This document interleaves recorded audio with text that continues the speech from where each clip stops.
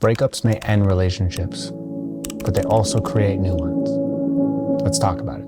This video is directed to the boys because the last video that I made on this topic, the viewership was shocking. Out of everyone that viewed that video, 35% were female and 65% were male. After looking up videos specifically on this topic for men, I noticed that none of them spoke about feelings and the emotions that you face when dealing with a heartbreak or how to grieve. And I know that we all deal with this differently. For example, when I went through my first really tough heartbreak, I went through 4 phases, which we will talk about later. But an extra phase that I faced was brain dumping, or emotional dumping. And this means not holding in my emotions and letting them out on a piece of paper in my notes app or to a friend or a therapist. But the only videos that I saw on this topic for men was the advice to go to a gym, make money, and get women. Or that men break up harder and women break up quicker. But it is not a competition. We're not here to compare men to women right now. Men take longer to process a breakup because anytime that an emotion or a feeling comes up, we push it down until they arise again. Any man who says he totally understands women is a fool,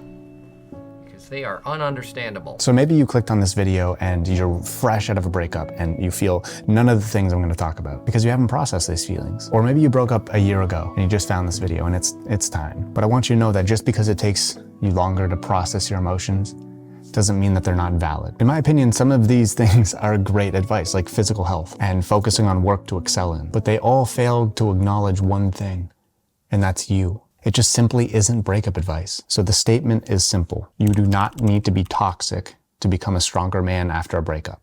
But before we go and discuss how, let's figure out why you're here. Yes, obviously you went through a breakup, but why are you here watching? You could already be swiping on Tinder. You could be living at the gym 24/7, getting that pump in. You could be starting one of those like drop shipping businesses. You could be a millionaire, come on. You could be happy, but you're not. You went through something traumatic.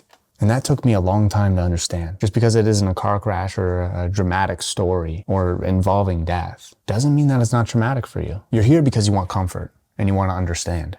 Because when we go through a breakup, there's a lot of these thoughts that just roam around our head and we can't seem to slow them down in order to pause and think about them. That's why I'm here. Hi, my name's Joey, and I grew up a sports kid. I was that annoying kid that was kind of like somewhat decent at any sport that I was in, and I loved it, but I got injured bad, and I was trapped in this corner with a lot of bad thoughts and a lot of tough mental battles. And the main thing that it forced me to deal with are my emotions, and I was quick to realize that it wasn't about forcing me to deal with them, but it was forcing me to understand and cope with them. And even though I never became the tough sports guy, I did become the stronger guy. I'm telling you this before I get to the breakup advice because I want you to feel what I say. That understanding your emotions and where they come from and why they are there is the strongest thing you can do. After my injuries and my self-help journey, I received loads of DMs from athletes. And it was on the topic of not understanding how to manage their emotions, and usually with a breakup. So with all that being said, let's talk about it. So you went through a breakup. I know it can feel like the end of the world. You start off sad, then you move into depression, then in anger, and then this random spurt of self-importance. Basically, it can be like that tornado of emotions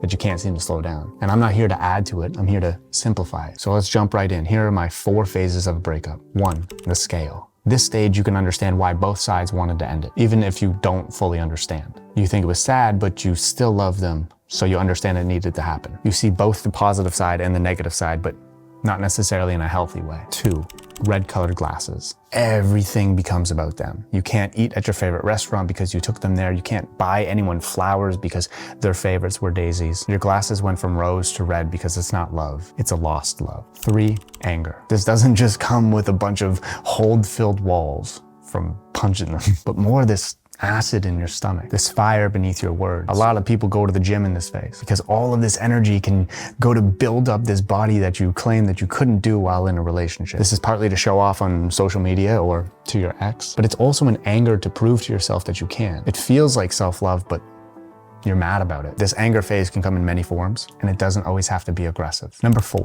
not over, just moving forward. This is the phase where you might start dating.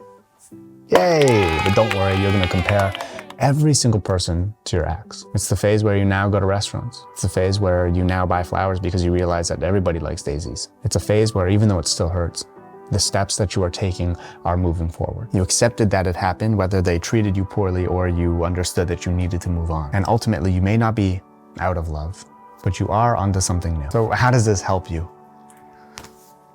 It doesn't. This video doesn't do that because you need to do it for yourself. These phases could be longer, they could be shorter, and there's no possible way that I can understand what you're going through. But I do know for a fact that love matters, even if you hate it right now. Your messed up mind matters. This tornado filled with emotion matters, and it is important and valuable, and you deserve to see what comes from it. It can feel like the end of the world, but it's worth seeing tomorrow. Now, I want to share a stat with you, and I don't want it to be overlooked. Now, I want this number to scare you. I do. But I also want you to understand that the large reason why this number is increasing over the years is because men don't value their emotions. 79% of the people that take their lives are men. I need you to understand that your emotions are incredibly important, even the bad ones. They are what make us stronger when we come out of it, when we work through all of them. Someone you love left your life, and I know how much that can freaking hurt. I know it can feel like somebody ripped your heart out and left it on the sidewalk for people to step on. I know you feel cheated. I know you feel betrayed. I know you feel broken. And I know you don't feel okay about it. But do you know what else I know? I know that you deserve to see what tomorrow's like, what falling in love again feels like, what discovering yourself feels like. My advice is not to get back out there, but rather to turn inwards. And if you're like me and your form of helping yourself is kind of helping others, well, try these 3 things. 1, compliment your male friends. Tell them their hair looks good. Tell them that you like their pants. It may feel uncomfortable, but that's the exact reason why we should do it. It's a win-win. 2, give someone close to you a gift. Nothing big, just something small. And then when you give it to them, whether in a note or verbally, tell them that you just saw this and it reminded you of them. That's why you got it. 3, give someone you love a hug. Aside from your past relationship, when was the last time you were hugged? You need it. For all the guys out there, I hope this gave you a moment to feel. I hope you got past the emotion of feeling a little bit cringy while watching this and understood that it's okay to feel right now. And I know these things can feel a little cringy, but that's that toxic side of society kind of dying in us. You deserve to feel, you deserve to mourn over a breakup, and you deserve to be here. So take care, stay you, and I'll see you tomorrow.